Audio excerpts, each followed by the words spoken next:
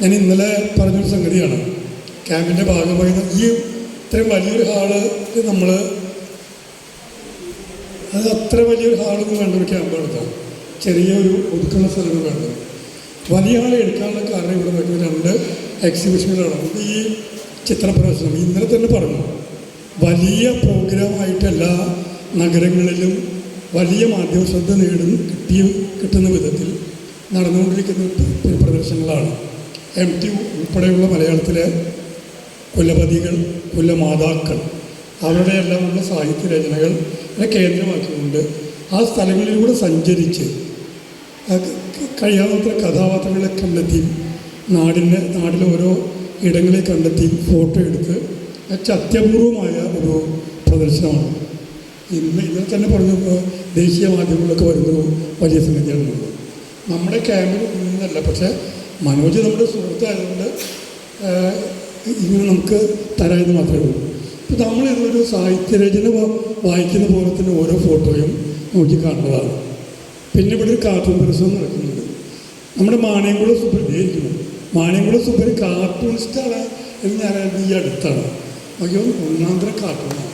അങ്ങനെ നമുക്കത് പ്രദർശിപ്പിക്കുകയും ചെയ്യാം. അത് കൊണ്ടുവന്ന് വെച്ചിട്ടുണ്ട് ഇന്നലെ. അപ്പോൾ അത് അവിടെ വെച്ച് മാണിയംകുളം സുബ്രഹ്മണ്യം കൊണ്ടുവച്ച് മാണിയംകുളം സുബ്രഹ്മണ്യം തന്നെ കണ്ട് അദ്ദേഹം തന്നെ തിരിച്ചു കൊണ്ടുപോകുന്ന അവസ്ഥ ഉണ്ടാകുന്നത്. ആ കാർട്ടൂണുകളും എല്ലാവരും നോക്കണം. ഇത്രയും പറഞ്ഞുകൊണ്ട് ഇന്നത്തെ മീറ്റിങ്ങിന് ചുമതലക്കാരൻ വെക്കുന്ന സ്വാഗതം ആരാ? സ്വാഗതം നമ്മൾ ഗേറ്റ് ടീച്ചറാണ്. ഫുഡ് കമ്മിറ്റിയാണ്. ഭക്ഷണം കുറവായെന്ന് ആരും പറയില്ല.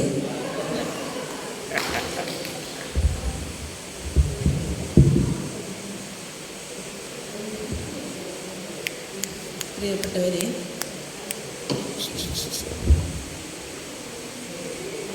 രണ്ട് മൂന്ന് ദിവസം ജീവിതത്തിൻ്റെ എല്ലാ തിരക്കുകളും മാറ്റിവെച്ച് നമുക്ക് വേണ്ടി മാത്രം ജീവിക്കുന്ന സമയമാണ് ഈ കാവ്യശിഖയുടെ ക്യാമ്പ്.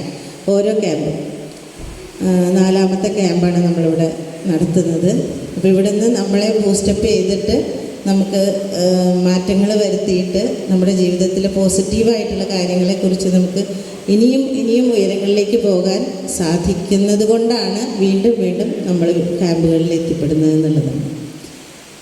ഇന്നത്തെ ഈ യോഗത്തിൽ ഞാൻ വളരെ ചുരുങ്ങിയ വാക്കുകളിൽ പറയാം, കാരണം എൻ്റെ വാക്കുകൾക്ക് ഇന്ന് വലിയ പ്രസക്തിയൊന്നുമില്ല. യോഗത്തിൻ്റെ അട്രാക്ഷൻ എന്ന് പറയുന്നത് നമ്മുടെ പ്രിയപ്പെട്ട 2 ഗസ്റ്റ് തന്നെയാണ്. ഒന്ന്, നമുക്കെല്ലാവർക്കും പ്രിയപ്പെട്ട നമ്മുടെ വിജയരാജ മല്ലിക, മറ്റൊന്ന് PN ഗോപീകൃഷ്ണ മാഷ്. വിജയരാജ മല്ലിക എന്ന പേര് മാത്രമല്ല, മാഡത്തിന് നമുക്ക് എല്ലാവർക്കും വളരെ വ്യക്തമായിട്ട് തന്നെ അറിയാം. കാരണം നമ്മുടെ കഴിഞ്ഞ ക്യാമ്പിൽ വന്നിരുന്നു. പ്രസന്നമായ മുഖത്തോടെ വാചാലമായി സംസാരിക്കുന്ന, വളരെ വാചാലമായി കൊണ്ടിരിക്കുന്ന, ഹൃദയത്തിലേക്ക് ഇറങ്ങി വരാൻ കഴിവുള്ള വാക്കുകൾക്ക് ഉടമയായിട്ടുള്ള വിജയരാജ മല്ലികയെ യോഗത്തിലേക്ക് ഹാർദമായി സ്വാഗതം ചെയ്യുന്നു. ഒരു സ്വത്വം, നമ്മുടെയൊക്കെ സ്വത്വം എന്താണ്, അതിനനുസരിച്ച് മാത്രം അതിനോട് നീതി പുലർത്താൻ നമ്മളെ ആഹ്വാനം ചെയ്യുക എന്നുള്ളതും കവിയുടെ പ്രത്യേകതയാണ്. മറ്റുള്ള സമൂഹത്തിന് വേണ്ടി അല്ലെങ്കിൽ സമൂഹത്തിൻ്റെ നിർബന്ധങ്ങൾക്ക് വേണ്ടിയല്ല നമ്മൾ ജീവിക്കേണ്ടത്. നമ്മുടെ മനസ്സിനോട്, വ്യക്തിത്വത്തോട് നീതി പുലർത്തിക്കൊണ്ട് തന്നെയാവണം ഓരോ വ്യക്തിയും ജീവിക്കേണ്ടത് എന്നത് നമുക്കൊക്കെ ഊർജമായി മാറുന്ന ജീവിതമാണ് എന്ന് പറയട്ടെ. മറ്റൊന്ന്, നമ്മുടെ ഗോപീകൃഷ്ണ മാഷാണ്.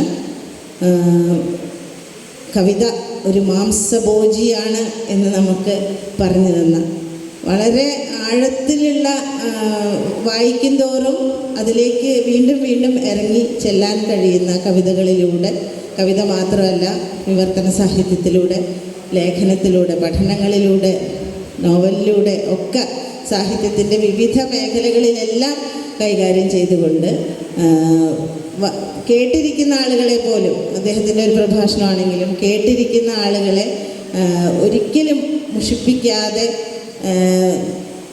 അതിൽ കൂടെ കൊണ്ടുപോകുന്ന, കൂടെ നടത്തുന്ന, കൈപിടിച്ച് കൂടെ നടത്തുന്ന ഗോപീകൃഷ്ണ മാഷാണ്. മാഷ് 10:30 ഇവിടെ എത്തിച്ചേരുമെന്ന് പറഞ്ഞിട്ടുണ്ട്. അസാന്നിധ്യത്തിലും ഈ യോഗത്തിലേക്ക് സ്വാഗതം ചെയ്യുകയാണ്. പിന്നെ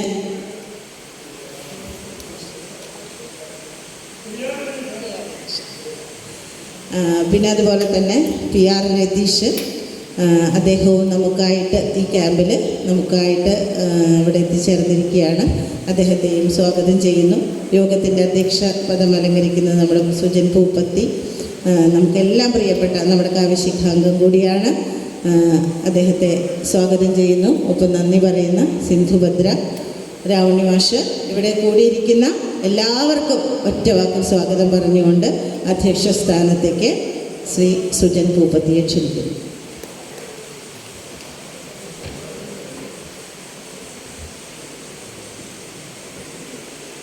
പ്രിയമുള്ളവരെ, എല്ലാവർക്കും നമസ്കാരം.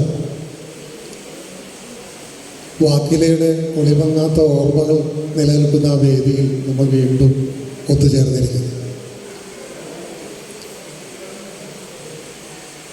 4 ക്യാമ്പുകൾ ഇവിടെ സ്വാഗത ഭാഷണത്തിൽ ഗീത ടീച്ചർ പറഞ്ഞ പോലെ 4ാമത്തെ ക്യാമ്പിലെത്തുമ്പോൾ മലയാളത്തിൻ്റെ സാംസ്കാരിക സാഹിത്യ നഭസിൽ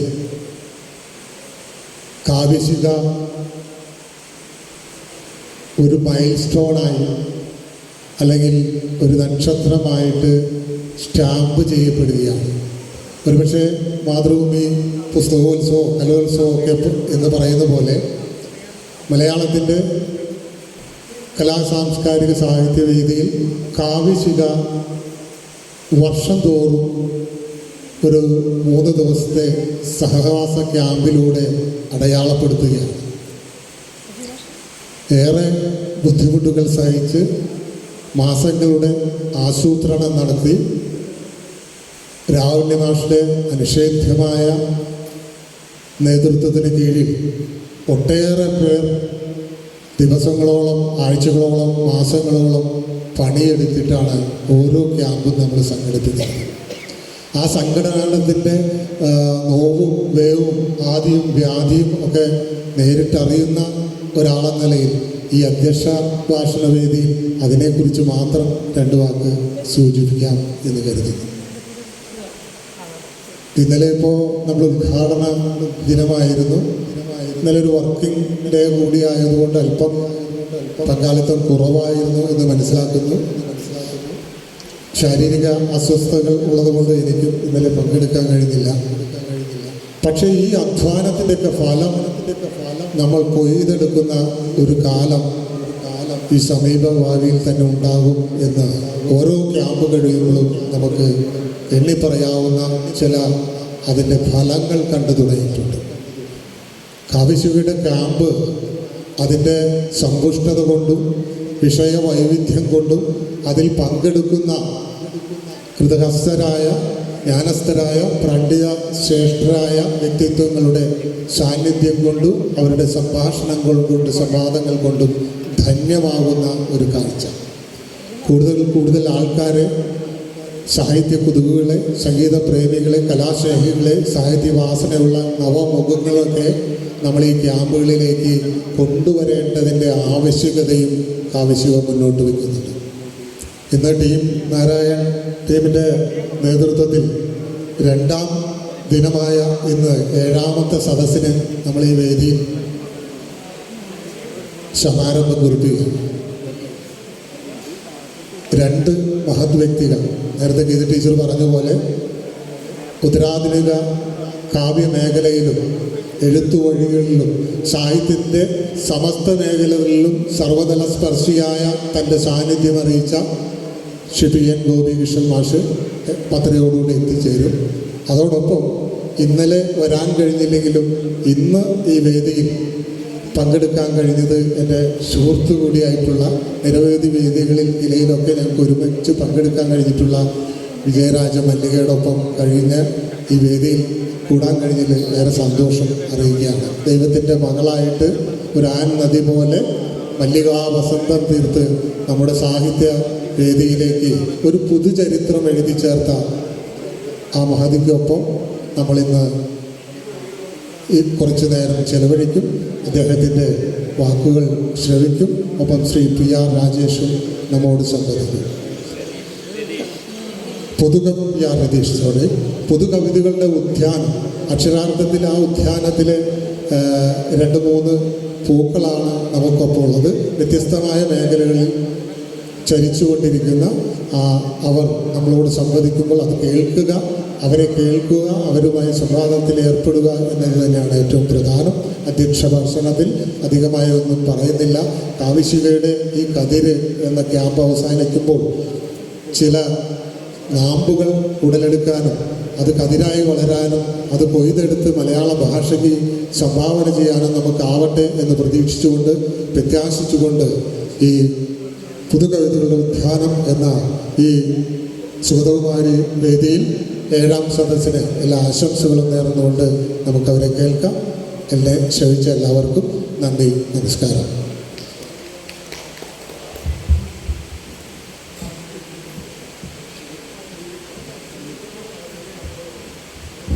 പുതുകവിതകളുടെ ഉദ്യാനം എന്ന ഈ 7ാം സദസ്സിനെ അഭിസംബോധന ചെയ്ത് സംസാരിക്കുന്നതിന് മലയാളത്തിൻ്റെ പ്രിയങ്കരിയായ എഴുത്തുകാരി, കവി, അധ്യാപിക, മോട്ടിവേറ്റർ എന്ന നിലയിലൊക്കെ പ്രശസ്തയായിട്ടുള്ള പ്രിയ സുഹൃത്ത് വിജയരാജീവ് മല്ലികയെ നിങ്ങളുടെ ഏവരുടെയും അനുവാദത്തോടെ സ്നേഹാദരങ്ങളുടെ ബഹുമാന പുരസ്സരം സാദരം ക്ഷണിക്കുന്നു.